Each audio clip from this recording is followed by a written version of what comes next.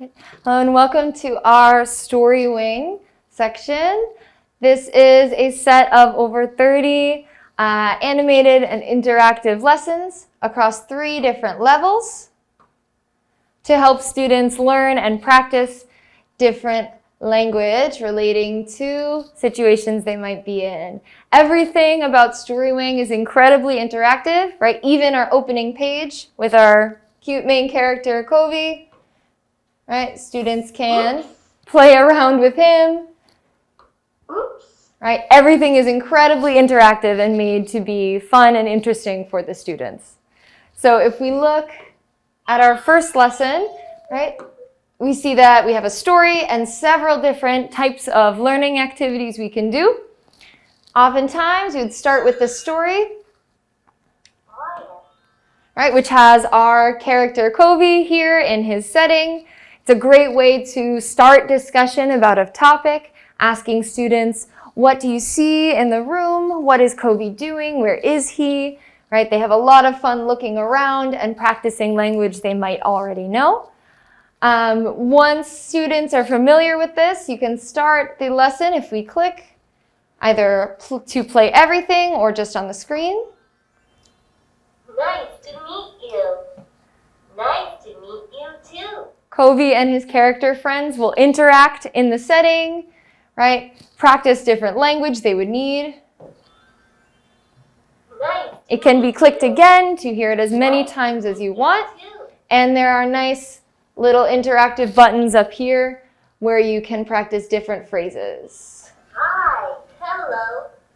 What is your name? So students can learn a bunch of different things related to this scenario. If teachers want, we can also pull up the text related to the scene, right? And we see everything that Kobe and his friend will say. You can have students do a dialogue, reading this out loud, practice learning different phrases this way. You can press on a phrase to hear it, right? And get that practice for students, right? And they have a lot of fun reading over these different characters, finding out what Kobe and his friends will do. And they can learn language very easily that way. Once we've gone through the story, you can go to 4 different types of activities. There's vocabulary, reading, sentence practice, and phonics practice. So if we go to the vocabulary section, all of the vocabulary will be related to the lesson. You'll have a blank here and our lovely picture here. Teachers can ask students, what do you think Kobe is saying? What is he doing? What does this picture look like? And students can try to fill in the blank here.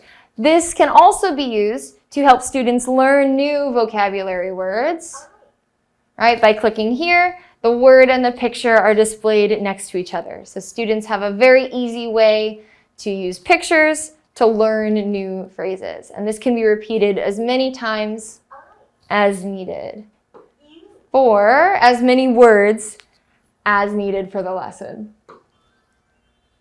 Once they've learned the vocabulary, students can go over to the vocabulary quiz, where they will be presented with a picture and a couple different options. They'll have to match the word to the picture. Teachers can also change it up by presenting a word here and having students match the right definition in the picture to the word. So students have a lot of fun, right? Making Kobe very happy when they select the right answer and getting as many answers as they can in their score before our bomb explodes.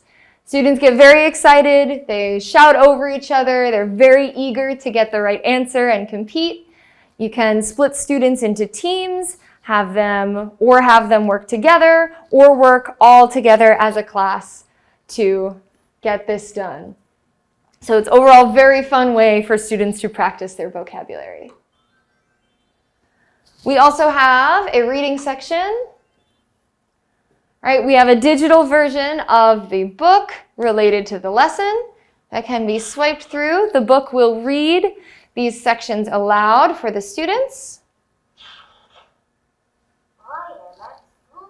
and as well as present them with useful pictures to help engage in their learning, right? We have our vocabulary-related pictures here and our situation. Right, so students can have a lot of fun engaging in this book, reading as a class, right? Students can also be called on to practice their reading and their comprehension. I meet a new friend.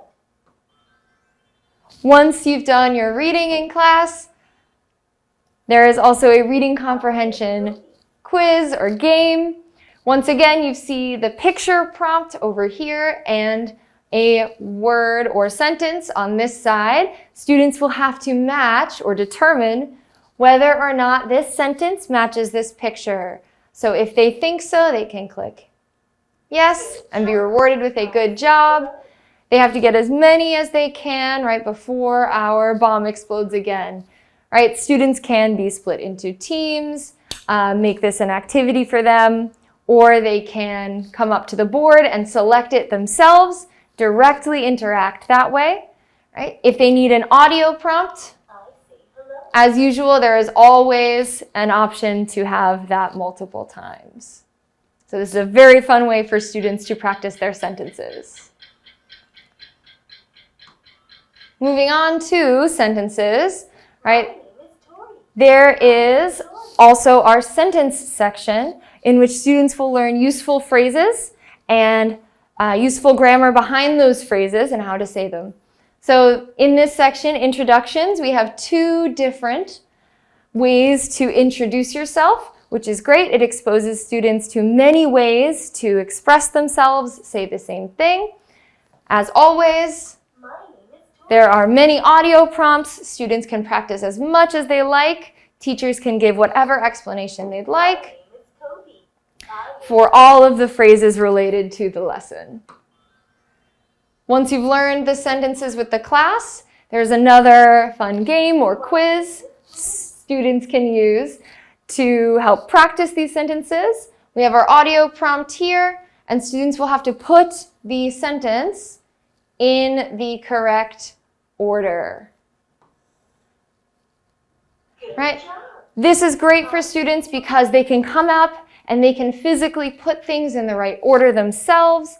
It will help them practice very basic early grammar as well as learning useful phrases for communication.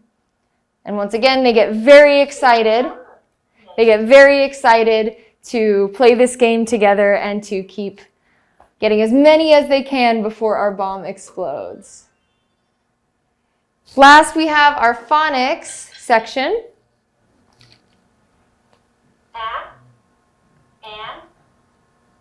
In our phonics section, students are presented with a target letter or sound and words that are related to that sound. So, for example, this one is the letter A or the sound A. Students can see the word broken down into parts. First A, then an, then can. Teachers can also guide students to determine what sounds sound like, how to pronounce words, and what these words are. And we've got our handy picture meaning off to the side as well.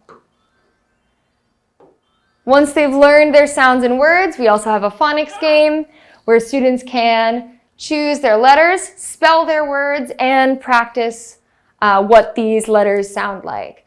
If they don't know, they can click on the letter to hear its name, and then they can drag these letters up into the correct position. It's a great way to have them interactively learn how to spell. Good job, Cat. And learn how to pronounce. And this goes for as many words as there are for that sound in our sections. So, overall, we have our 4 different sections for our stories, vocabulary, reading, sentence, and phonics. Students can also go home and try this on their own with their books at home. There is a very convenient AR function that allows students to be very interactive while learning at home. Some students may even learn at home and come to class already excited to talk about what they have done with their interactive AR book at home. And it's overall a very, very fun and useful way to help students practice and learn their language.